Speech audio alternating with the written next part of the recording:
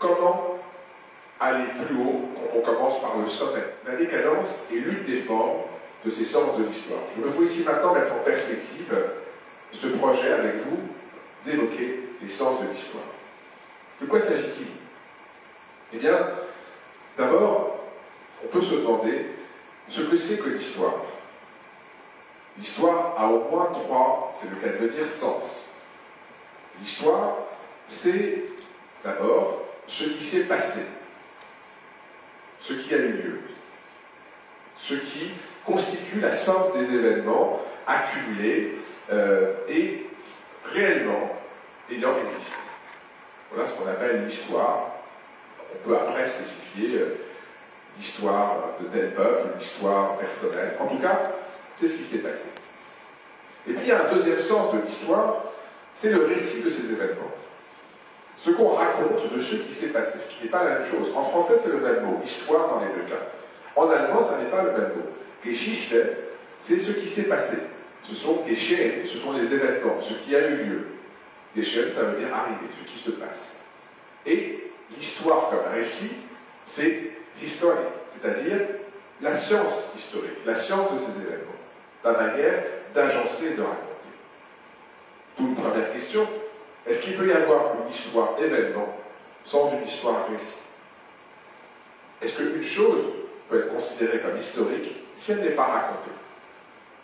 Et en ce cas, est-ce que raconter quelque chose, ce n'est pas déjà l'interpréter et l'éloigner de sa réalité historique?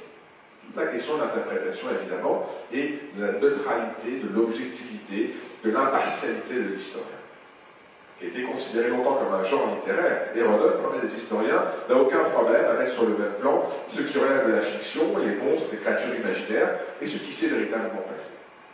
Donc, l'histoire comme science de la réalité des événements a mis du temps à se construire. On voit déjà, entre ces deux termes, une tension, une complexité. Et la complexité se renforce si on ajoute une troisième dimension, c'est-à-dire les histoires, les histoires, ce qu'on raconte. Tout ça, ce sont des histoires, dit un personnage de Giraudoux dans Ondine. Ce sont des histoires, ce sont des choses qu'on raconte qui ne sont donc pas vraies. Alors, entre l'histoire qui s'est vraiment passée, l'histoire récit, qui relate les événements, et puis les histoires qu'on raconte, les fables, eh bien on a là un spectre qui va de la vérité historique à la fiction. Et c'est tout ce spectre-là, évidemment, qui est matière d'interprétation. Voilà déjà simplement pour cette complexe notion d'histoire. Et évidemment, si on la double, si on lui adjoint la notion de sens, cette complexité se déploie. Ce que je veux dire par là, c'est que sens a au moins trois significations. En termes de sens, c'est déjà, évidemment, la signification, ce que ça veut dire. Sens d'un mot, sens d'une parole. Mais le sens, c'est aussi la direction. On va dans ce sens-là, l'orientation. Et enfin, le sens, c'est la sensation, l'expérience, ce que l'on ressent. J'ai le sens de ceci, je ressens cela, les cinq sens. Donc se demander quels sont les sens de l'histoire, vous voyez que là, on commence à multiplier les possibilités de compréhension de cette proposition. Est-ce que ça veut dire que l'histoire a une signification et qu'elle se dirige quelque part? Est-ce que les événements nous emmènent quelque part, nous orientent vers un horizon? Est-ce que nous allons vers un certain type d'avenir? Et lequel? Est-ce qu'il s'agit simplement d'une direction ou est-ce que cela veut dire qu'il y a une signification?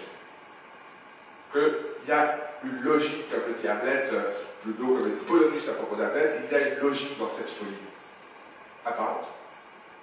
Ou bien est-ce qu'on ne comprend jamais l'histoire que quand on l'expérimente? À moins que ce soit exactement l'inverse. C'est que comme Fabrice à Waterloo, qui ne comprend absolument pas ce qui lui arrive dans la Chartreuse de Parme, il ne comprend pas qu'il est en train de vivre une des plus grandes batailles du XVIe siècle, il est là, il doit passer des chevaux avant, arrière, il ne comprend strictement rien, parce qu'il peut avoir l'expérience de l'événement historique, mais il n'en a pas le sens, la perception d'ensemble. Alors, se demander ce que sont les sens de l'histoire, eh bien, à mon avis, à mon sens, c'est poser trois questions. La première, tout simplement, si je puis dire, l'histoire existe-t-elle? Existe-t-il quelque chose qu'on peut appeler l'histoire? Non pas évidemment la science historique, on sait qu'elle existe. Il existe des livres, des historiens, il suffit d'aller dans une librairie, on le sait.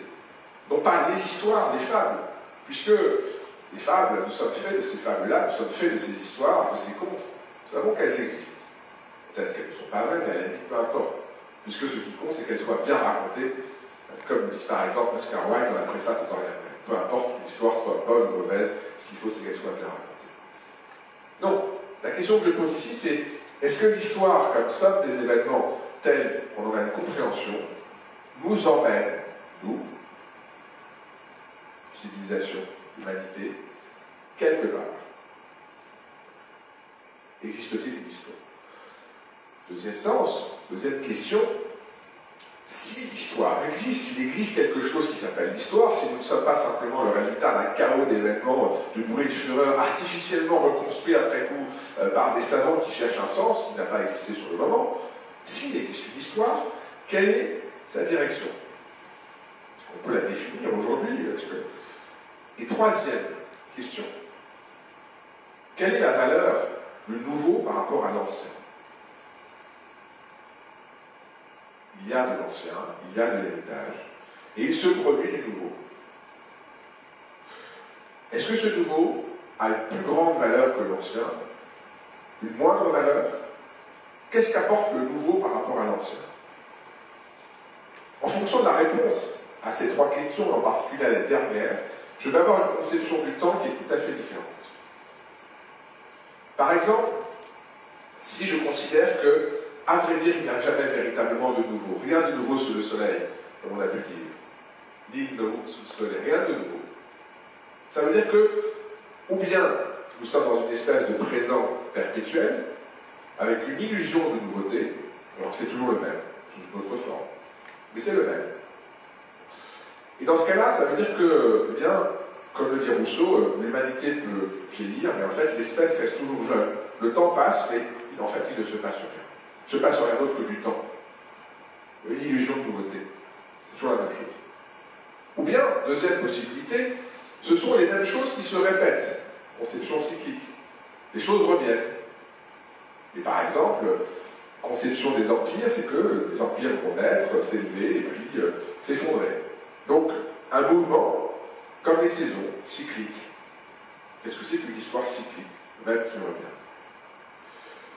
Mais si jamais je considère maintenant que l'ancien est forcément meilleur que le nouveau, alors là, en effet, je suis dans une pensée de la décadence.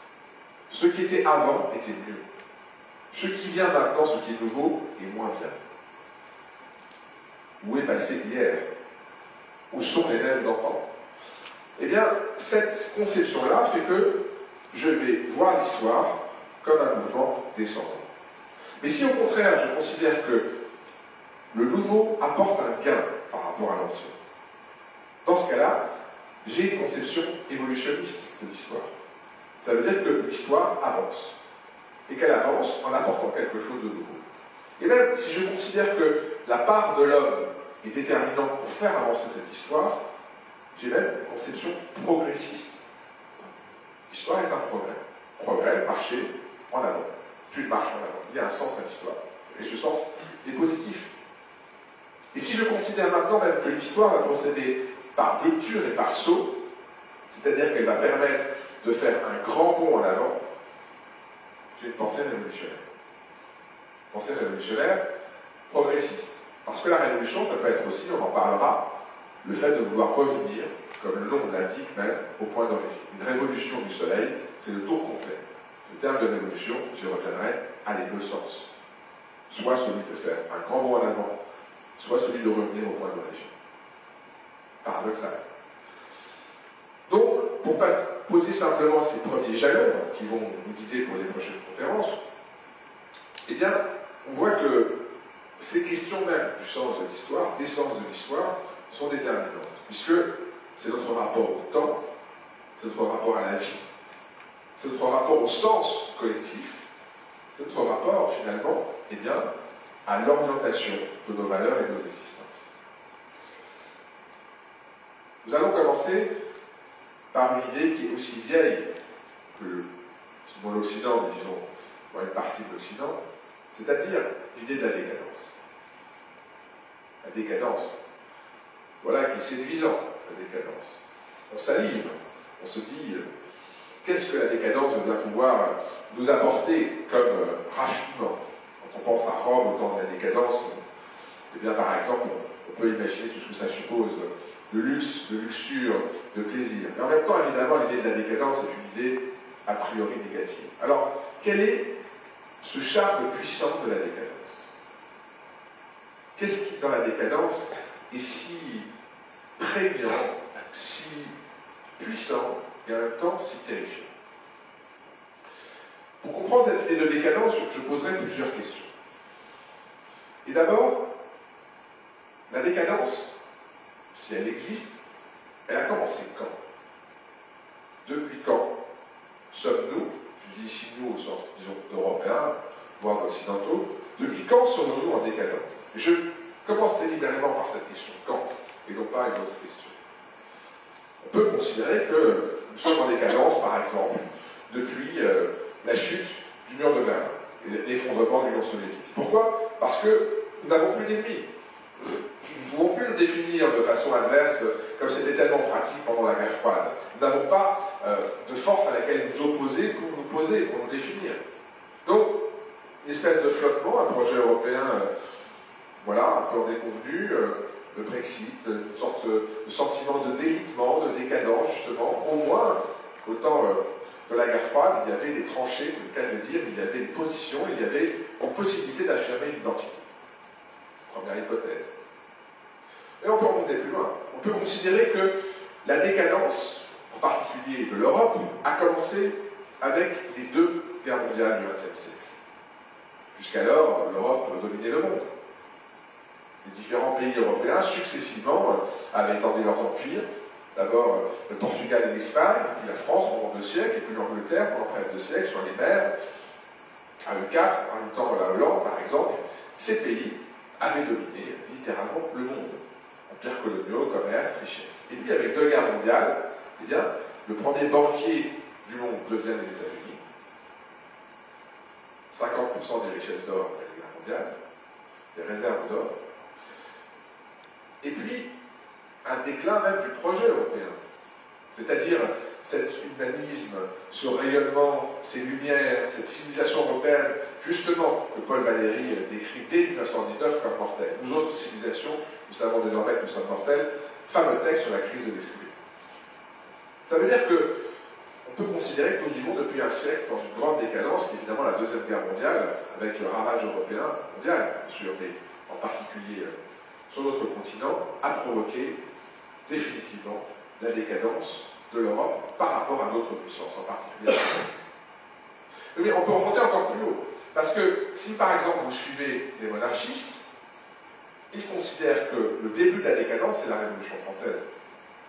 C'est à cause de la Révolution française, qui est contre le projet divin, qui est contre la monarchie absolue, que tout a commencé à partir à volo, avec l'usurpateur, Napoléon, qui a enterré définitivement la monarchie et l'impossibilité de rétablir ce qui était le régime voulu par Dieu et qui avait assuré à la France et à l'ensemble de l'Europe son rayonnement avec un principe d'autorité.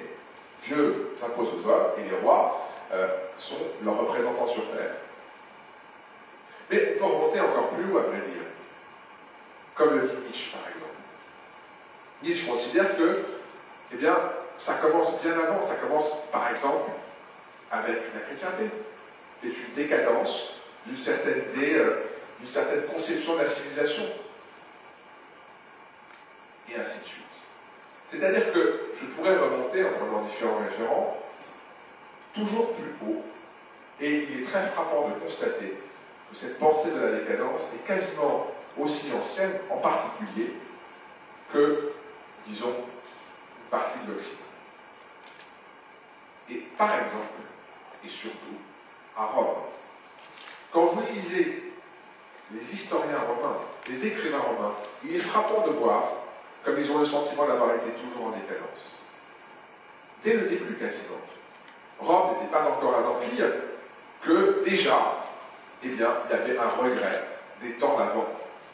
vous prenez des écrits de Caton, vous prenez les textes des Républicains de Cicéron, 1er siècle avant Jésus-Christ, sans attendre les historiens après, qui durant l'Empire, comme Tacite, vont dire « Ah, la République, c'était mieux avant l'Empire ». Non, même au début de la République romaine, déjà, le sentiment est celui d'une décadence. Ça veut dire que la question n'est pas historique, elle est aussi historique. On peut bien sûr considérer que telle époque était plus glorieuse qu'une autre. Mais il y a quelque chose dans le concept de décadence, et c'est ça que je veux explorer avec vous, qui dépasse la question historique, qui relève, disons, d'une question, j'allais dire, ontologique. Ce que je veux dire par là, c'est que par-delà l'âge où a commencé la décadence, se pose la question de l'origine. Ce que le concept de décadence nous dit, en particulier, par exemple, dans sa conception romaine, c'est que c'était toujours mieux avant. Ah, hier, comme dit Beckett, dans fin de partie, l'a bien nommé, hier. C'était déjà mieux hier. C'était mieux avant, c'était toujours mieux avant. C'est tant d'avant, comme le dit Frédéric Mistral, avec ce rapport nostalgique.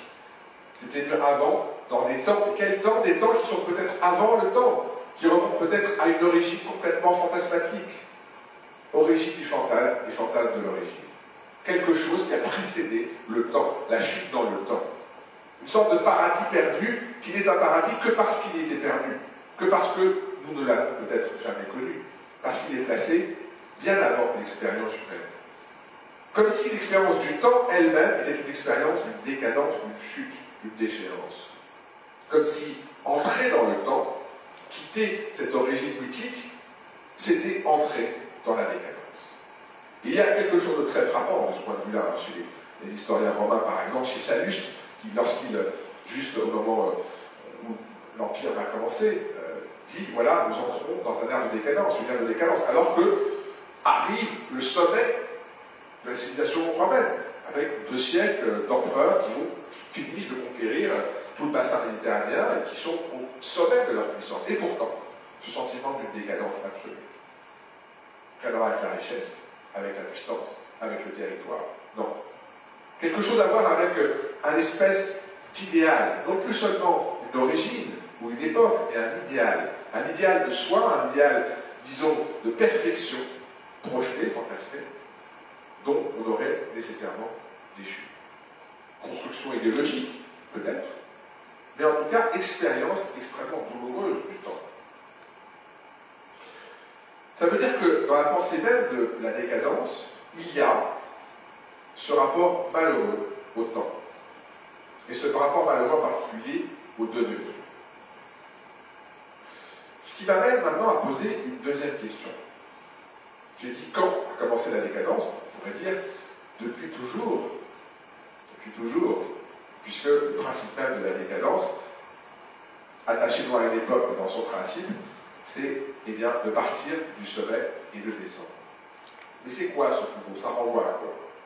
Et c'est là que je voudrais maintenant poser la question quoi? En quoi consiste cette décadence? Eh bien, il y a 2 conceptions de la décadence, à mon avis. Une conception qui relève de la déperdition. Ça veut dire que la décadence se pense comme une perte de substance par rapport à un être.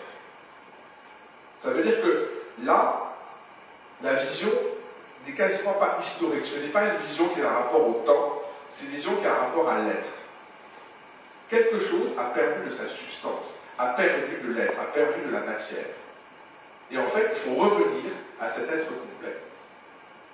Ça, c'est la décadence comme une forme de déperdition, une perte essentielle. Il y a une deuxième conception de la décadence, qui est de la déperdition. Qu'est-ce que je veux dire par là?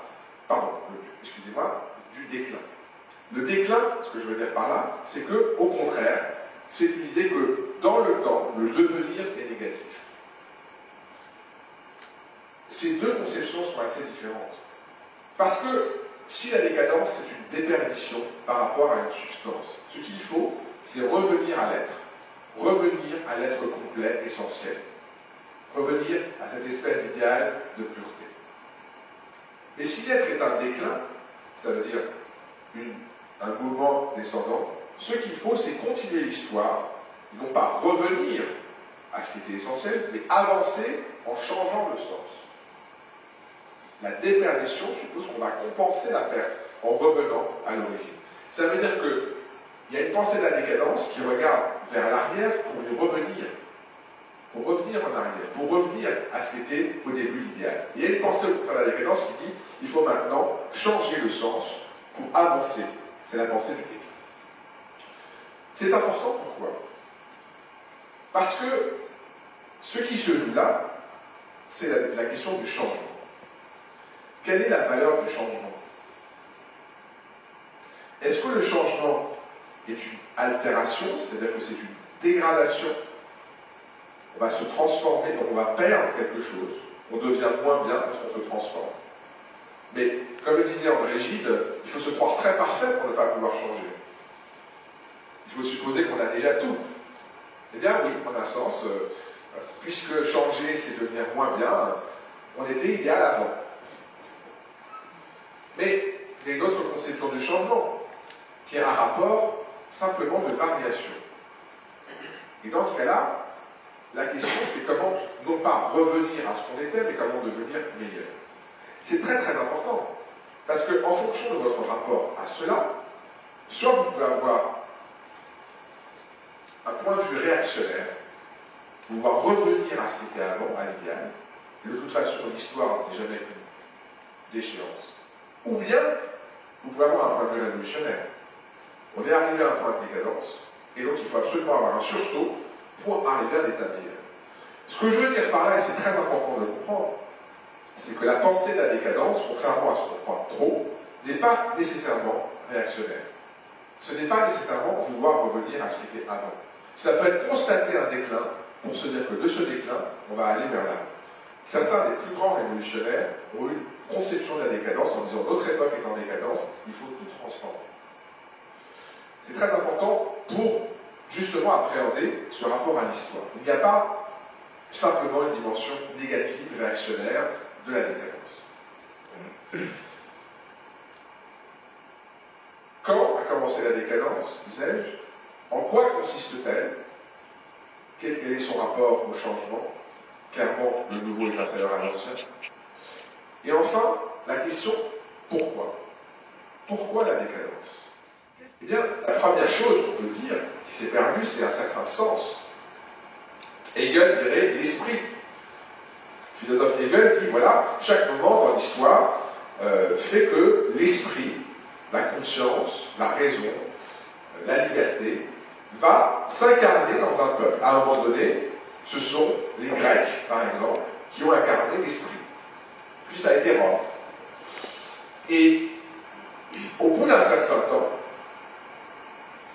l'esprit souffle où il veut, comme dit Hegel, c'est-à-dire que l'esprit se déplace. Par exemple, à la fin de l'Empire romain, il y a des structures, il y a encore des institutions, il y a un Sénat, il y a une organisation, mais qui se sont complètement vidées de leur substance.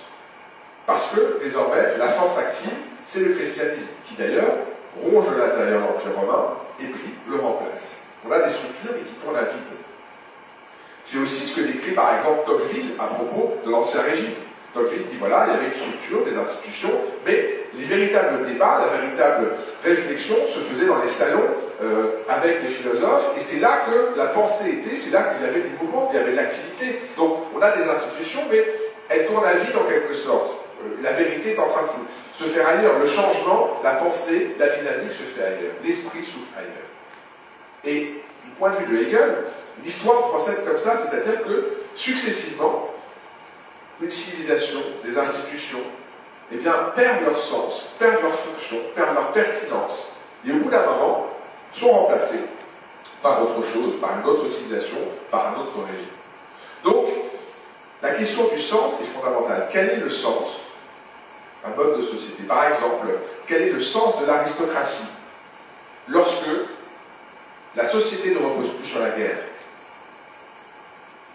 Première fonction de la noblesse, hein, c'est d'avoir l'épée, c'est-à-dire de défendre et d'aller faire la guerre, de servir les conquêtes. Et quand la noblesse a été domestiquée et qu'elle est devenue simplement, disons, une forme de courtisanerie à Versailles, lorsque le mode de vie est devenu oisif, lorsqu'il n'y a plus de nécessité sociale de la noblesse, lorsque la richesse est produite par la bourgeoisie, lorsque toute l'activité est devenue essentiellement économique, à quoi sert la noblesse? Alors oui, socialement, la noblesse est toujours le premier rang, enfin le deuxième après le clergé, c'est toujours ce qui est valorisé. Certes, les bourgeois veulent faire comme la noblesse, mais à quoi sert-elle? Et ce qu'opère la Révolution française, c'est le réajustement. C'est de dire, voilà, désormais la noblesse n'a plus d'utilité sociale, donc on va raisonner autrement, c'est-à-dire en fonction eh bien, du mérite, des conditions, en fonction du travail, en fonction d'autres critères, et on passe des lois privées, des privilèges, qui étaient l'ancien régime, à la loi, c'est-à-dire non plus les lois privées, privilèges, mais la loi générale, des lois à la loi. Et bien là, il se passe avec la Révolution française précisément un changement d'esprit, l'esprit des lois, si je peux reprendre le titre de Montesquieu. Ça veut dire qu'on a un ajustement historique où on change, j'allais dire, d'état d'esprit. Et la société se transforme radicalement. Alors que l'aristocratie n'avait pas arrêté d'être en décadence depuis des décennies. Vous voyez les légions dangereuses, par exemple, c'est l'état ultime de la décadence de l'aristocratie. Qu'est-ce qu'il leur reste à faire? Une guerre en dentelle dans des boudoirs n'a plus aucune autre utilité. Sont finis les temps des tournois, les temps des batailles, les temps de la chasse, les temps de la rivalité à la cour. Non, on est arrivé au dernier point, c'est-à-dire le moment où la guerre se fait simplement dans le boudoir. À quoi sert la noblesse si elle n'a plus de rôle? Bref, c'est pour dire que la décadence peut tout à fait se comprendre comme une perte de sens, de substance, d'importance à la fois sociale, politique et idéologique. Et donc, eh bien, au bout d'un moment, ça s'effondre. Un corps qui n'a plus d'esprit tombe, littéralement. Ce qu'est l'étymologie de décadence, cadérer, signifie tomber. Mais tomber, attention, la décadence n'est pas un effondrement. Elle n'est pas un effondrement au sens où on va dire le mur de Berlin est tombé, l'Empire russe s'est effondré en un an, l'Empire soviétique, l'Empire russe, c'était pareil. Ça, c'est l'effondrement final. Mais l'effondrement a été précédé par une longue décadence. Quand on voit quelque chose s'effondrer, c'est qu'avant déjà, eh bien, les fondations vacillaient et que tout a commencé à se ronger et à couler. L'effondrement, c'est le point ultime de la décadence, c'est le moment où elle devient totalement visible et irréversible. Pourquoi donc? À cause d'une perte d'esprit, perte de sens. Aussi à cause d'une perte de vie qui est évidemment liée. Et c'est exactement ce que dit Nietzsche. Nietzsche, qui est ce grand analyste de la décadence, qui a écrit des pages et des pages, la généalogie de la morale ou la volonté de puissance, sur ce que c'est que la décadence. Nietzsche dit que la décadence, c'est d'abord la perte de vie. C'est la paralysie de la vie. C'est le fait que la volonté de vivre est brisée, qu'il y a une lassitude de la vie. Il n'y a plus la force de vivre, en quelque sorte. Cette espèce de lassitude de laisser aller. Et donc, puisqu'il n'y a plus cette volonté de vivre, ce sont des forces autres qui prennent le relais, qui prennent le pas. Donc là, on n'est plus simplement sur le sens, si vous voulez, sur l'esprit, mais vraiment sur une dimension plus organique, vitale, telle que Nietzsche le conçoit. Et la décadence, c'est cette espèce d'état de flottement, de léthargie finalement, qui fait qu'il n'y a plus de ressort. Au-delà du sens et de la vie, évidemment, ce qui se joue dans la décadence, enfin, ce pourquoi de la décadence, c'est l'identité. Ce que je veux dire par là, c'est que le sentiment de décadence vient d'une impression d'altération par rapport à ce qu'on a été, à ce qui a été. Ça veut dire qu'il y a dans la décadence quelque chose qui relève de la nostalgie, certes, mais aussi quelque chose qui relève, j'allais dire, du narcissisme. Voilà ce que j'étais, voilà mon identité, je ne supporte pas l'idée de ne plus coïncider avec cet idéal, cette idée, avec ce que j'ai pu être. Et il n'est pas un hasard que la pensée de la décadence s'observe en particulier lorsque on vieillit. Parce que le monde qu'on a connu, l'idéal qu'on avait, eh bien, n'est plus celui qui existe, le sentiment d'être dépassé. Par exemple, si vous regardez les fameux déclinologues, tels qu'on les décrit aujourd'hui, à quelques exceptions près, ce sont des gens qui ont passé 50, 60 ans.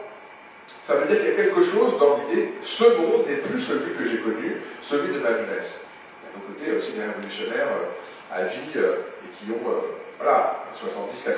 Mais ce que je veux dire, c'est qu'il y a quelque chose dans la décadence qui est j'ai perdu mon identité, ou je ne supporte pas de perdre mon identité. Et donc, il y a une forme de complaisance, c'est-à-dire, voilà, ce modèle-là est parfait, n'y touchons pas, ne changeons pas, c'est un point d'équilibre.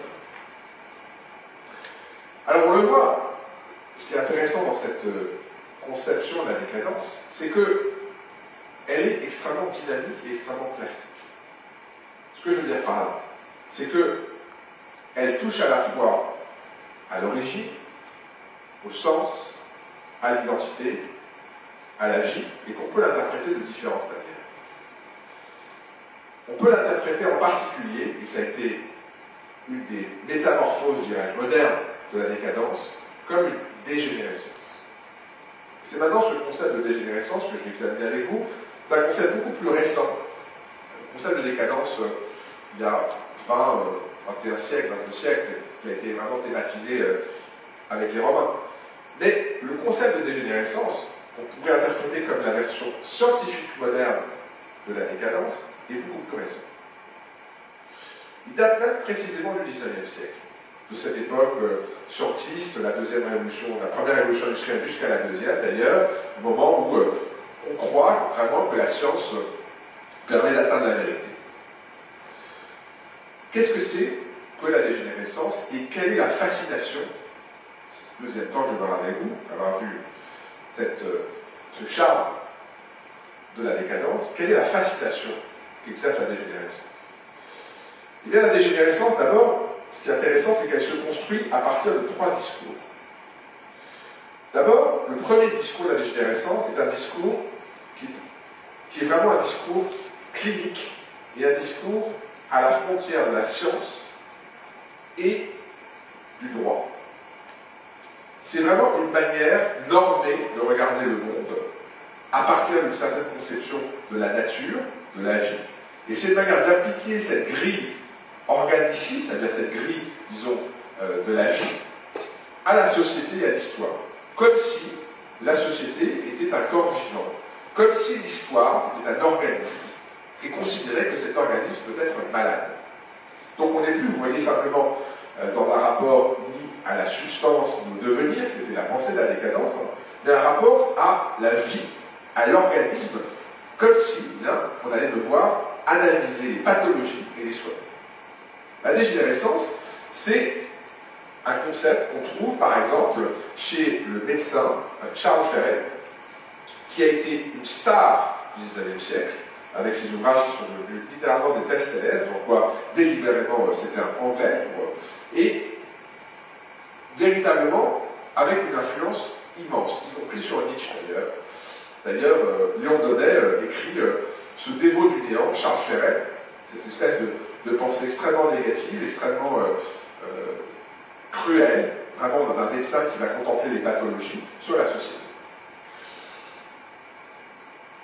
Pourquoi je dis cruel? Parce que ce regard-là, c'est analyser comme des tares tout un ensemble de développement et y voir vraiment des maladies sociales. Si vous prenez d'ailleurs le naturalisme, comme le dit même le terme de la nature, le regard est un regard qui se veut scientifique, et quel est le sous-titre des Rougon-Macquart de Zola, cette série de 20 romans, Histoire naturelle d'une famille sous le Second Empire. L'histoire naturelle, vous savez, c'est l'ancêtre de la biologie. Donc, on va constater, on va regarder la société comme un organisme malade. Et comment analyse Zola ces personnages? Eh bien, Nana devient une prostituée parce que son père était alcoolique et qu'il y a tel tas biologique qui fait qu'il a dégénéré, etc. Donc, c'est vraiment un regard médical, et Zola passait du temps dans les maisons closes, dans les hôpitaux, enfin, un regard qui se veut scientifique, influencé par Claude Bernard, influencé par Darwin, influencé par ceux qui sont les pionniers qui vont donner la biologie moderne sur la société. Donc, on est dans un discours qui est totalement différent du discours historicisant, si vous voulez, du discours des Romains sur le sens de l'histoire. Non, on est sur un regard médical, clinique, avec toutes les tares que ça va supposer. C'est ça qu'a vu le concept de dégénérescence. Parce qu'évidemment, le médical est articulé au juridique. Si quelqu'un a une tare, par exemple l'alcoolisme ou la violence, il va falloir le soigner. Donc, comme le dit Michel Foucault, il va falloir le traiter, non tout simplement l'enfermer, mais le guérir. Il faut trouver des moyens médicaux pour guérir ces tares.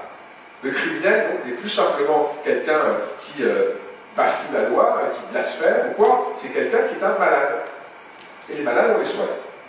On les examine et on les soigne. Et on les soigne comment? On les soigne en essayant notamment de comprendre d'où vient leur déterminisme biologique.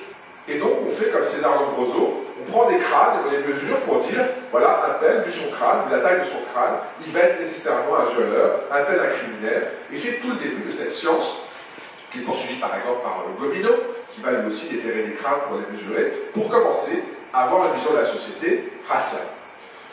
C'est-à-dire en fonction, eh bien, justement des gènes, ce qui est bien dans le terme de dégénérescence, ce qu'on entend, ce qui est la manière dont chacun est constitué biologiquement. Donc, disais-je, trois regards sur la dégénérescence. Un regard qui est un regard médical, scientifique et juridique. Il y a un regard que j'appellerais épistémologique. Qu'est-ce que je veux dire par là? Je veux dire que toutes les sciences, à un moment donné, vont adopter ce concept-là. C'est-à-dire que pour la physique, pour, par exemple, même la psychanalyse, pour tout un ensemble de sciences, la dégénérescence devient un concept qu'ils utilisent pour décrire des phénomènes. Un concept qui est très important. Et puis, le troisième type de regard est évidemment un regard sociopolitique, c'est-à-dire que s'il y a une dégénérescence sociale, eh bien, il va falloir trouver des moyens de la traiter, plus seulement en termes médicaux, mais comme des pathologies. Et là, on a tout un discours hygiéniste, par exemple. Comment est-ce qu'on va organiser les vies pour éviter les maladies, les pathologies sociales, pour éviter qu'il y ait, comme on pourrait dire, une embolie, un encombrement de gens à un certain endroit, on va les répartir. Vous voyez qu'on est vraiment dans une métaphore organique, hein, et la ville, le pays, là, devient finalement un corps qu'il va falloir traiter, et on va analyser ce corps avec ce concept de dégénérescence. Alors, de façon positive, ça veut dire soigner un certain nombre de problèmes, puisque c'est la clé de lecture, et aussi, évidemment, avec tous les dangers que ça suppose. Pourquoi? Parce que, par-delà ces trois regards, la dégénérescence est évidemment un concept qui a partie liée avec l'idée même de génésis. La génésis, qu'est-ce que c'est? Génésis, c'est un concept qu'on trouve chez Aristote, qui est, en fait, la production de la vie. C'est-à-dire, c'est une manière, c'est l'une des formes du changement, chez Aristote, hein, la génésis, et c'est ce qui va, eh bien, ce que la nature fait pour que chaque chose tende vers le meilleur. Et ce que dit Aristote, c'est que la nature tend spontanément vers le meilleur. Elle ne fait rien en vain, et elle va se développer, elle va croître. Vous avez des plantes, elles vont se développer, elles vont croître de plus en plus, etc. Il y a une sorte de fécondité de la vie, il y a un mouvement de la vie qui va vers le meilleur. C'est ça la génésis. Et à quoi s'oppose la génésis, qui a donné évidemment le gène, le génie, la génitalité, le genre, tout ce qui est justement cette idée de la génération, c'est ça la génésis, la génération. Eh bien l'opposé de la génération, c'est pour Aristote ce qu'il appelle la phtora. Phtora, on l'écrit en français, c'est P-H-T-O-R-A, c'est quoi? C'est la corruption. L'opposé de la génération, c'est la corruption.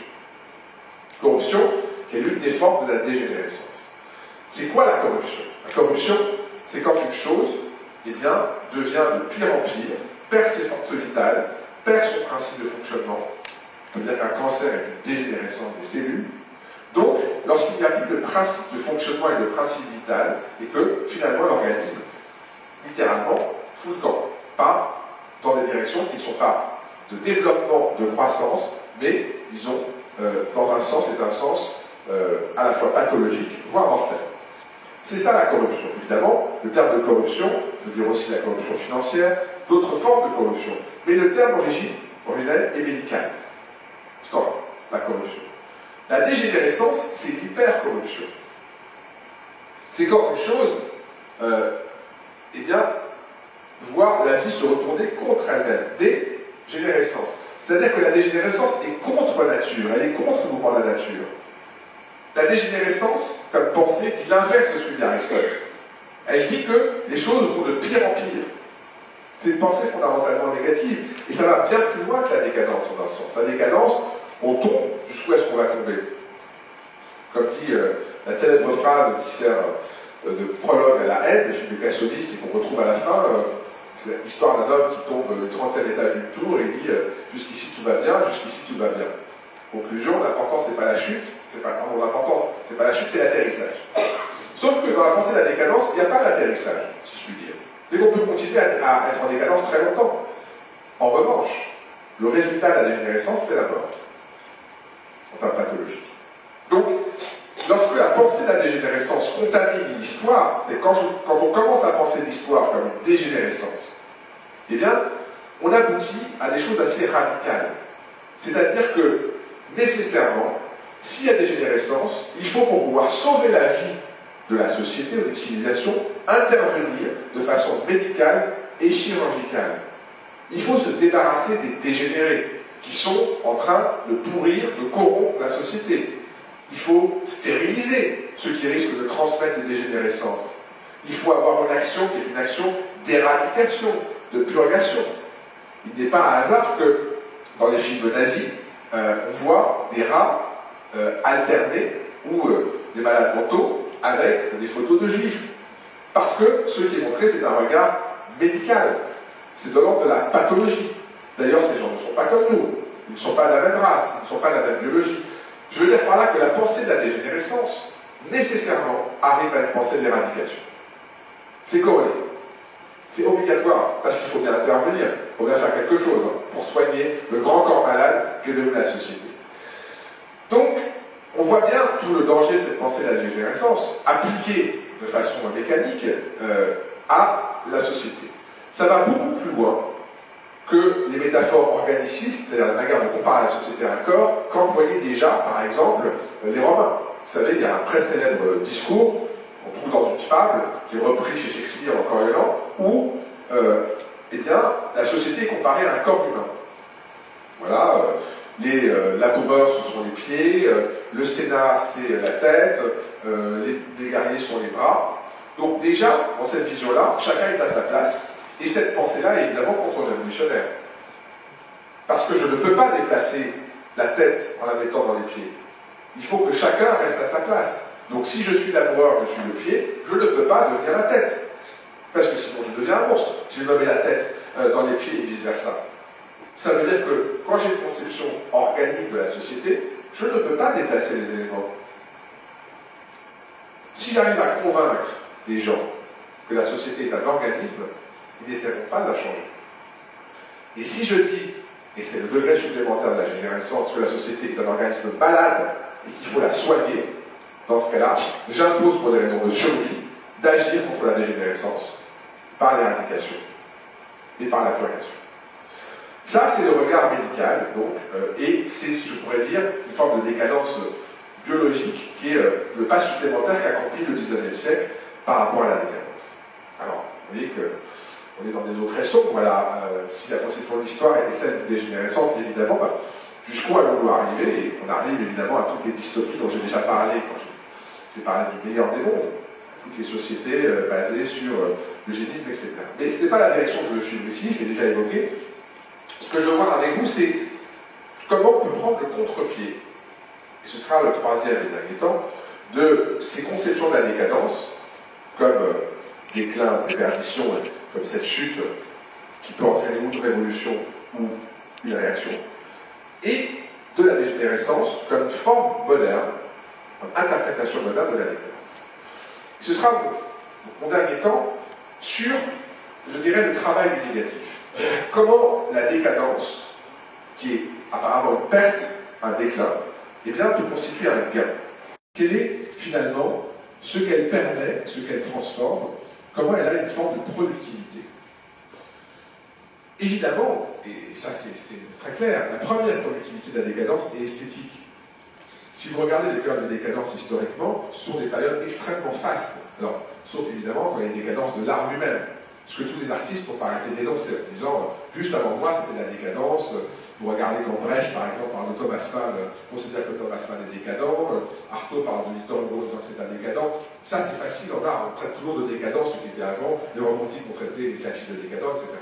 Bon, ça, c'est une bonne guerre, hein. Dans l'histoire de l'art, celui qui était avant, c'est toujours le décadent. Mais, au-delà de cette manière de procéder, hein, il y a, dans les théâtres qu'on appelle décadents, prenons par exemple la fin du XIXe siècle, avec le décadentisme, justement, qui est un mouvement constitué, une richesse, une prolifération gigantesque.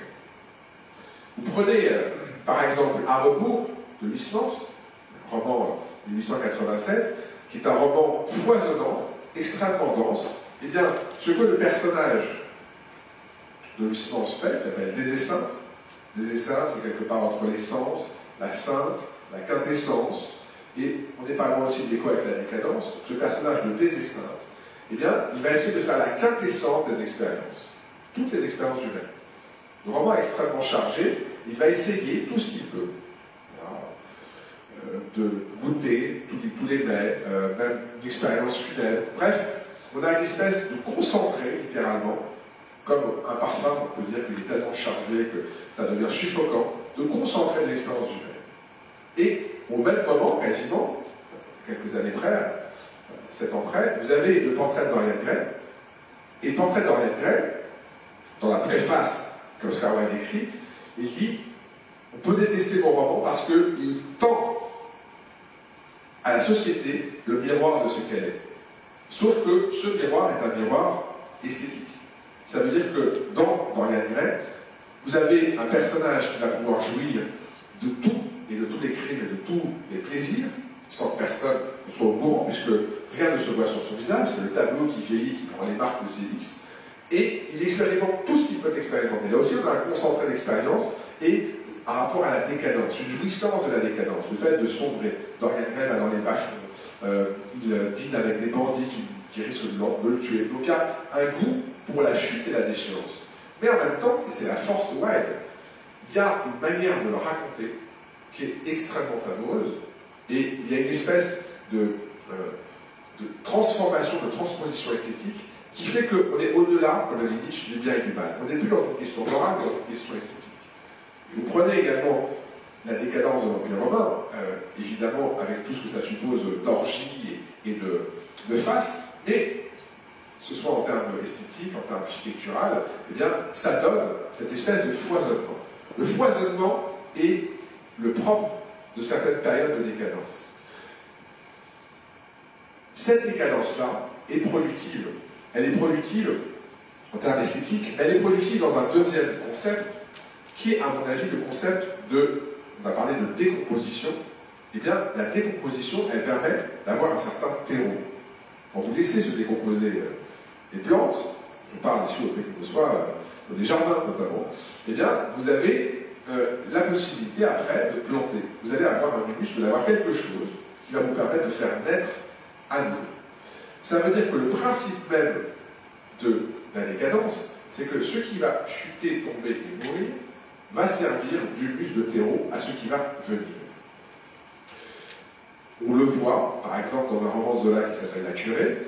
Vous avez à un moment une scène avec une immense serre qui est suffocante, là aussi c'est vraiment la décadence, avec une scène d'inceste. Tout ceci est vraiment à tout point de vue l'esthétique de la déchéance, à la fois végétale, puisque c'est de la décomposition, les parfums sont chargés, évidemment érotiques, puisqu'il y a une relation qui transgresse, qui est pathologique du point de vue de Zola.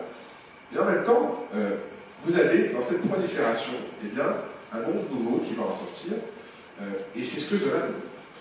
Ça veut dire que la décomposition est l'humus sur lequel une vie nouvelle va naître. Il existe un mythe qui raconte cela. Ce mythe est relaté, là aussi chez un romain, un latin, Virgile. Virgile, dans les Géorgiques, qui est un long poème sur précisément la manière de cultiver la terre, sur l'agriculture, sur comment faire du miel, vraiment un traité d'agriculture. Eh bien, dans les Géorgiques, Géorgie, ça veut dire travailler la terre, Virgile raconte une histoire. Et cette histoire, c'est l'histoire d'un berger dont le corps des des bœufs s'est mis à entrer en putréfaction. Et, de fait, de cette putréfaction sont nées les abeilles. Et ces abeilles vont nous permettre précisément de créer son miel. Ce mythe a un nom, ça s'appelle la bougonie. Bougonie, c'est le fait de, à partir des bœufs, de produire quelque chose. Et ce que ça veut dire, c'est que de la putréfaction naît la vie. Or, ce qui est extrêmement intéressant, c'est que ce récit-là, eh bien, il est interrompu par un autre mythe qui est le mythe d'Orphée. Orphée descend aux enfers, perd Eurydice, remonte et en quelque sorte renaît. C'est-à-dire que vous avez deux formes de renaissance. De la mort des bœufs sortent les abeilles, et Eurydice perdue, mais Orphée remonte dans une forme de nouvelle vie. C'est un peu douloureuse, mais une nouvelle vie. Ça veut dire que la décadence est ce qui permet d'accéder à une nouvelle vie. À travers une métamorphose qui peut être une initiation, telle que le raconte justement Orphée, des mystères d'Orphée, mais ça, en tout cas, ça permet de passer à une autre étape. Si une civilisation est à son pic, eh bien, comment le nouveau peut-il advenir? Sinon, sous forme de guerre. La décadence, c'est l'étape qui va permettre la métamorphose. C'est d'ailleurs pour ça que Nietzsche dit on ne peut pas aller en arrière, on ne peut pas marcher comme les chronistes. La seule manière, avec la décadence, c'est d'aller plus loin, d'aller plus en avant dans la décadence. Il faut aller de plus en plus loin dans la décadence pour, de là, pouvoir avancer et remonter. Et c'est ce que Nietzsche, comme il le dit dans un petit texte, dit « Je souffle cela à l'oreille des conservateurs. Vous ne pouvez rien conserver et vous ne pouvez pas revenir en arrière. Ni conservatisme, ni réaction. Vous êtes obligé d'aller jusqu'au bout de la décadence pour pouvoir ensuite transformer. » Donc, cette pensée-là, on voit que la décadence, il prend une autre valeur, une autre productivité, finalement, une autre fécondité, pourrais-je dire. Et ça me permet d'en arriver à cette question très importante de la perspective. J'ai ici parlé de décadence comme si le phénomène était observable avec une certaine durée, dans un certain contexte. Mais si jamais on se pose la question de l'échelle, qu'est-ce qui est en décadence? Un peuple, lequel? La France, par exemple.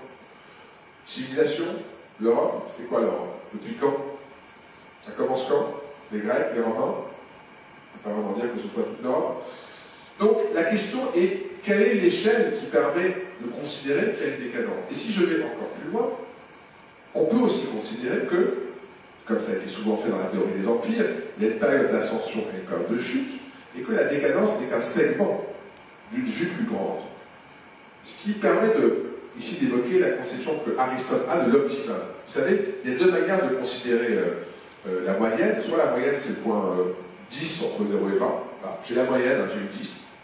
Voilà, c'est moyen. Ça, c'est le point médian ou moyen. Ou bien vous considérez que l'optimum, c'est le point en haut, avec avant, eh ben, on est en dessous de l'optimum, et après, on est à nouveau en dessous de l'optimum.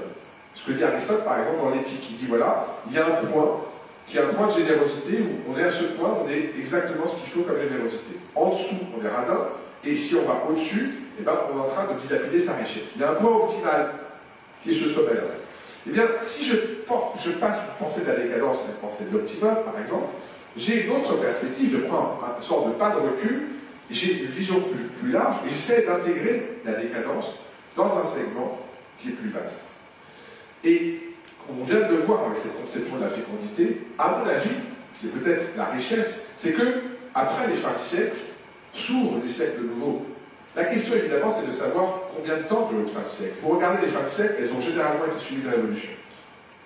17e siècle, 1788, 1688, la révolution anglaise, dans le monde du 18e siècle, 1776, 1789, révolution américaine, révolution française, deux révolutions. 19e siècle, vous avez vraiment ce qu'on appelle la fin de siècle, la Grande Dépression, on en a déjà parlé, un moment extrêmement négatif, vécu à tout point de vue, moral, économique, et vous avez après, Révolution russe, et un peu après, 1917, vous avez la Grande Révolution russe. Bref, ce que je veux dire par là, c'est que le concept même de fin de siècle, eh bien, met un terme à cette idée qu'est la décadence. Elle permet de penser à une autre pensée du cycle, qui n'est plus le retour du même, mais qui est une évolution vers autre chose. Et c'est ce qui me permettra la prochaine fois, après ce moment un peu déprimant, sur la décadence et la dégénérescence, d'évoquer avec vous de façon beaucoup plus lumineuse un autre concept, le progrès, qui, comme nous savons, est absolument toujours positif. Je vous remercie.